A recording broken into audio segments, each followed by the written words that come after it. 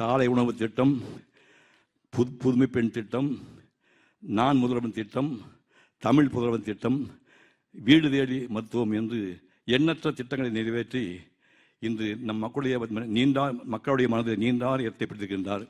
இவர் மீண்டும் இந்த பதவியிலே நீடிக்க வேண்டும் என்று வாழ்த்தி விடைபெறுகின்றேன். நன்றி. ஆகஸ்ட் மாதம் 7ஆம் தேதி முத்தமிழ் அறிஞர் கலைஞர் அவர்கள் நம்மை விட்டு மறைந்து விட்டார்.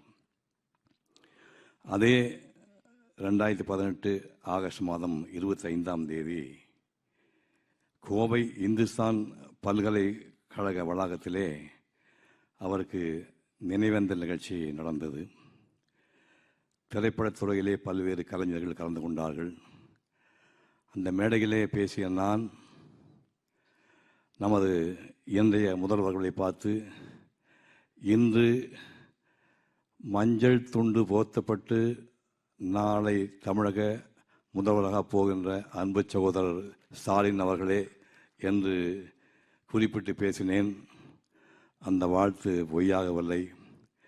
அடுத்து 3 ஆண்டுக்குள்ளே 2021 ஏப்ரல் 7ஆம் தேதி இதோ இந்த முதல்வராக நம்முடைய வந்து அமர்ந்திருக்கின்றார். தந்தையின் வழியிலே மிகச்சிறந்த ஆட்சியை நடத்தி கொண்டிருக்கின்றார். அவருக்கு உங்கள் சார்பிலே என்னுடைய பாராட்டுகளை தெரிவித்துக் கொள்கின்றேன்.